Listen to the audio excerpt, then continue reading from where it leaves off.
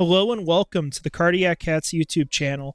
I'm your host, Jacob Shorba, and today, well, I should really just start with saying tonight, we will be talking about the Jaguars' first pick of the 2024 NFL Draft, selecting at pick 23 and taking wide receiver Brian Thomas Jr. So I'm going to give you my thoughts on the pick, how they got there, the trade. I'm recording this pretty late at night. It's 12:40 a.m. for me. But I think this is something I'd like to get out sooner rather than later because it just happened. This is pretty big news for Jacksonville because this move, I think, defines what the offense is going to look like. I think it says a lot about what they're going to try to do. And it's a move that really solidifies that wide receiver room for a very long time. I don't think there's going to be any changes there until at the earliest, maybe 2 years down the road. And that's probably worst case scenario. But just getting into the pick. So the way the draft played out, I do not blame Jacksonville for anything, and I don't think they did anything wrong, quite frankly, until pick 23. And not even necessarily saying they did something wrong there, but what I mean by this is I'm saying that I think the decision-making they made was very good, all the way up until that point. And I still understand why they picked Brian Thomas Jr. The way I'm wording this is kind of poor, honestly, but I'll explain in detail. There were two guys we were looking at trading up for to start. The first one was Malik Neighbors. There's also Rome Odunze. There's also rumors about Brock Bowers. Not going to throw him out in this personally because I think at the end of the day, he's a very good prospect and he is potentially a blue chip player, didn't really make a ton of sense for Jacksonville to go get him. And so the only way you could justify is maybe if he fell to 17, which he did not. Now, talking about Neighbors and Odunze, I don't think Jacksonville really had a legit opportunity to go make the move. I think the only way they could have is if they paid the Chargers at number 5 a lot. And I mean a lot. We would probably have lost our first round pick next year, and probably a little bit more too, to get up that far. And so I say that's probably the only spot because number 6 with the Giants, they took Neighbors. So obviously they wanted him. You're moving up to take their guy, which is clearly an issue. Number 7 is a division rival. I don't think Tennessee wanted to pick there, but I don't know if anyone wanted to move to 7 either. Because at the end of the day, there were teams we could talk about maybe moving up around there. The only ones I think that would have maybe been that aggressive were teams like Jacksonville or like Indianapolis, and they're not trading within division. So it actually worked out really well because, to me, J.C. Latham was one of the worst picks in the first round. And I say that because I think there's immense bust potential with him. I think he could also be great, which is why he's somewhat high on my board. But I think that there's the potential for that to be a really bad pick. And Tennessee got forced into that because the board fell really bad for them. So you're not moving up there. Pick number 8 felt like a place they can move up. But then the Falcons drafted a quarterback, which who the hell thought that was going to happen? I didn't. So they're not going to move back, especially because the rumor is that there were multiple teams trying to get up for Penix, which is really shocking me. I thought he was going to be falling to the second round, one of these top draft picks available on day 2. But he was taken early. And so Jacksonville didn't have the opportunity there. And I'm sure as can be that once Rome Odunze got to 9, the Bears just weren't going to trade out. Because I think Caleb Williams wanted him. I think that was really obvious, especially them talking to each other on the flight to Detroit and all that, being public. These guys wanted to play together. And they got that set up, and that's great. But there just was not the opportunity for Jacksonville to move up. And then you get to 10 and 11. Congrats to the Vikings for getting McCarthy for basically nothing. Obviously, my talk about them, I wish they got May, but I think they did a really good job. But then you have the Jets, who took my next highest player in Fashion.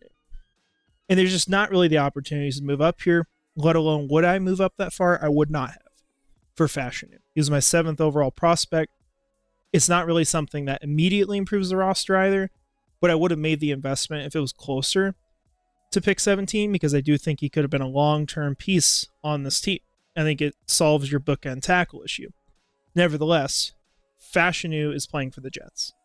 But you're just looking at these picks, and there's not really a chance to move up. Because you got those two. I think the Jets would have absolutely wanted him there. That would be the player I'd move up for. I think like the Broncos aren't going to move back when they wanted Knicks. They're not moving back to take a quarterback. Bowers to the Raiders was a really good situation for them. I don't think they would have moved off unless you paid a lot. And I don't think that would have been worth it.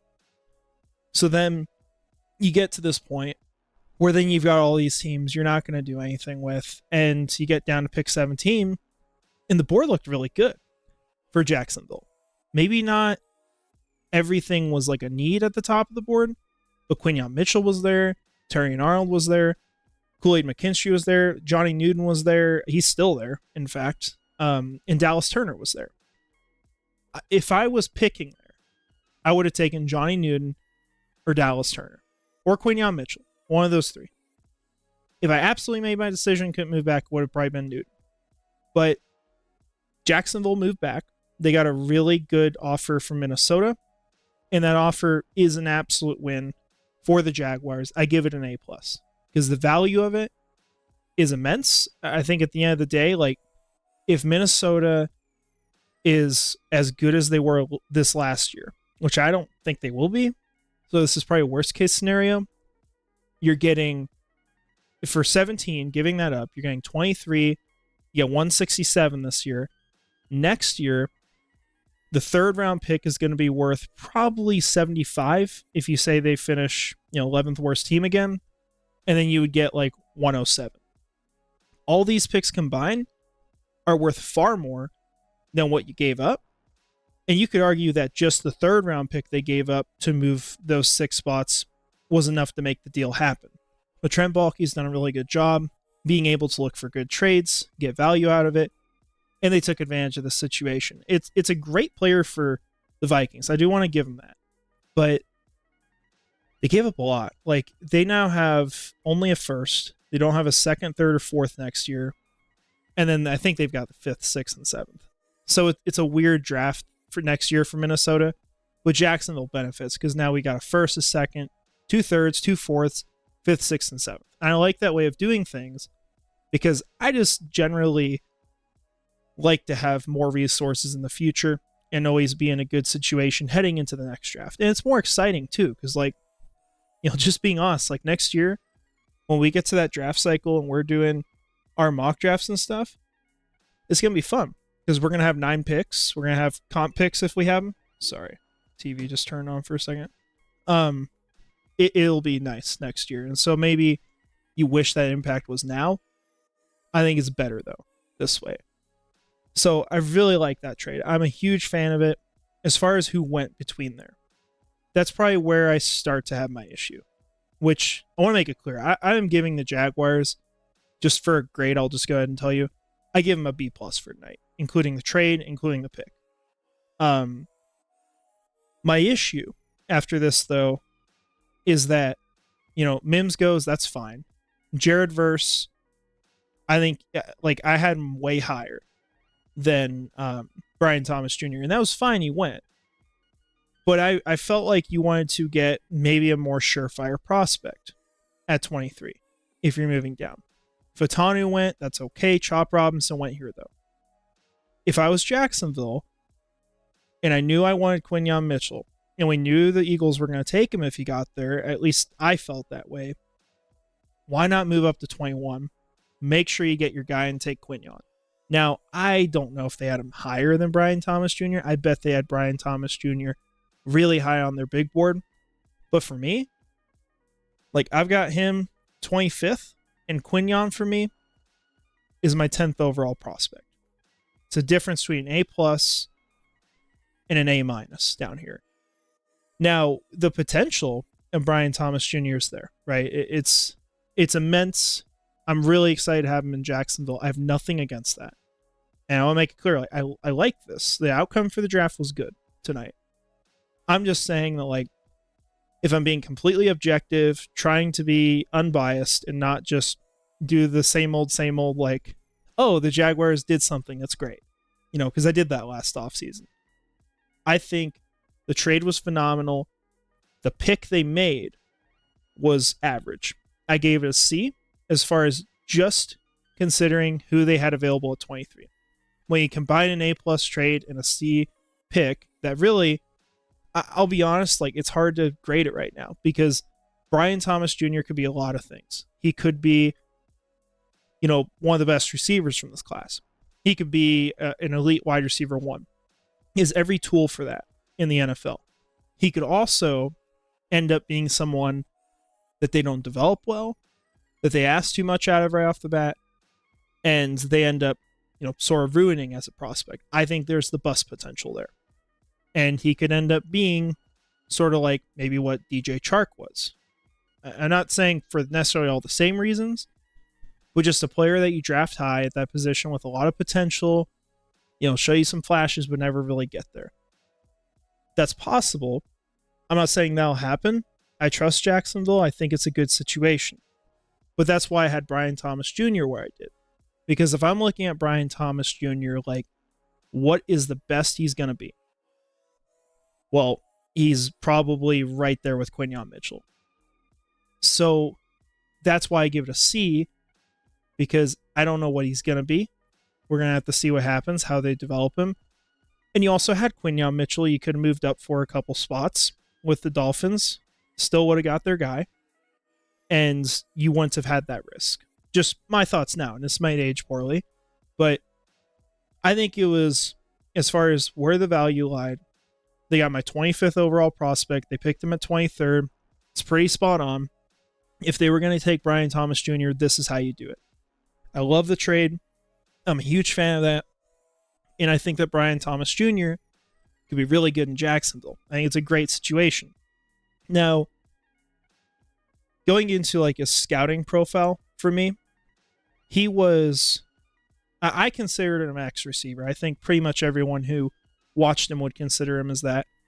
Because when you're talking about like maybe a Z, which is what we were more so looking at, you want someone who's a very good route runner, very good separator, and really fast. Brian Thomas Jr. is some of those things, but he's more so of that big-bodied, deep down the field receiver. Now, if Thomas develops his routes better, if he improves in that way, adds more releases to his game and all those things, I think that he could absolutely function as a Z receiver. I think the role he brings, it's similar to Gabe Davis, but it's different enough to work. And what this signals to me the most is that the Jacksonville Jaguars should be a vertical passing offense this next year. They should have a lot more of that element. This last year, in 2023, a lot of dink and dunk, a lot of 5-yard passes. They got called out for it by other teams, and they deserve to be, because their offense was run really poorly. And so now, like, you have better protection, you upgrade center, bringing back a lot of the same guys. I don't think the run game's going to be great, but I think they're going to pass a lot. I think they have the personnel to do it. And it could be a really good team. It could also, have a lot of places where maybe players disappoint and it's not as good as we expect. That's also possible. We'll see what Jacksonville does, of course, in the next couple of days. But look, like, I am a fan. I like Brian Thomas Jr. And my voice right now, by the way, does not mean I'm disappointed at all. It's 12:54 a.m. So I'm just being very candid about this. But yeah, I'm a fan. I think it's a good pick. Could have been better, of course, and it's almost always going to be that way. Like, it's very rare when you are sitting there saying, this guy's top of my board, I want him at this pick, and your team actually picks him. It's happened to me one time in my entire time as a Jags fan. That doesn't count Trevor Lawrence, of course. Everyone knew that was going to be the pick. But it was Devin Lloyd in 2022. Only time that's ever happened for me. And he's been a little bit debatable, right? But outside of that, like, it's usually not going to go that way. And so I judge it off of, like, where were you ranked on my board and what's the need. Obviously, you factor in the trade. It's a good night for Jacksonville. They're not necessarily a top 5 winner for me, but they're on the winning side of the first night. And I think they had definitely a better night than Tennessee. Houston can't comment on because they eliminated themselves from the first round. And the Colts, I think they had a very underrated pick. Did not expect them to go that way, but Latu's going to be really good. Like when I watched him, kind of felt like he was Aiden Hutchinson with injury issues, but it just kind of feels like the exact same sort of game. So those are my thoughts on Brian Thomas Jr. Get into the stats a little bit. I'll just show you a bit of this stuff. He is, like as we talked about, an outside receiver. Played 85 snaps in the slot, 642 out wide. He led all college football in receiving touchdowns. You can see he had 17, so he outpaced Malik Neighbors, and he had a lot of big games. Like, you look at this, he's got 1, 2, 3, 4, 5, 6 100-yard games. He had one bad week, really, against Auburn. He was productive rest of the year. Brian Thomas Jr., he was a breakout this last year with a ton of potential. He could be very good in the NFL. Could be one of these guys maybe that comes on year 2, year 3. CeeDee Lamb, for example, wouldn't be a guy like that. He was not elite right off the bat, but this last year he became like top 5 receiver in the NFL. I encourage you, have your patience with Brian Thomas Jr. Don't go label him as a bust. I think I know fans are treating him much better now, and that naturally happens when you pick a guy. But there was so much talk before the draft that was unfair to Brian Thomas Jr. about him being Quentin Johnston because he's tall, and that was literally like it. Like, they're like, oh yeah, well, last year, the one X receiver wasn't fast and he's tall and he sucked, and so now this guy's tall and that's what I'm gonna call him, and he's gonna suck at the next level. It's not that simple. Brian Thomas Jr. has a lot of great skills that are gonna translate. Just talking about like some of my notes, some of these numbers, like you're in a 433 10-yard dash, 1.5 second 10-yard split, RAS score of 9.97. He had perfect deep receiving grades. He is a very smooth player. Very, very smooth. Like, my issues with him, he can become a better route runner. He's growing there. He needs to play with more strength for how big he is. And he needs to consistently high point the ball. Doesn't need to be cradling it as much. Can all those things go away? Absolutely. So have your patience. This may not be the best pick for year 1. Maybe it is. It's also possible. I think wide receiver can be the most impactful. But this guy, in a couple years, might change your mind on him and regret throwing him under the bus year 1. So just giving you guys a warning on that. And I'll try to, remember those things myself. But it's a bet on upside. And that's why I had Mitchell above him, because I think Mitchell's ceiling is lower, but I like the floor more. These guys were 4A, 4B for me. And I nearly put Brian Thomas Jr. over Mitchell at the end of the day. But, both great players. I'm really happy with Thomas. Excited to have him here. And now, theoretically, if Ronald Darby was to stay healthy, Jacksonville has a complete roster. I think they need more defensive line depth, perhaps. I think they need to prepare for the future on the offensive line. I think they need to add another cornerback. There's things I can throw out, but I really like a lot of what they have. Now, just to wrap this up, just want to give you guys a look at the draft picks for the future. Everything's the same, except you got 167 now, and you got a 3rd next year from Minnesota and a 4th next year from Minnesota. Mock drafts are going to be fun in 2025.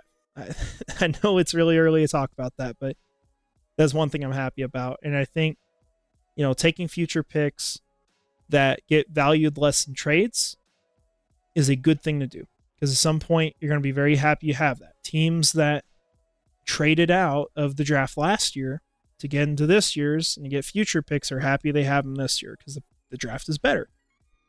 Sometimes that'll happen. I think this year is better than next year, but you get more value getting future picks because they get devalued in trades. And that's what happened here.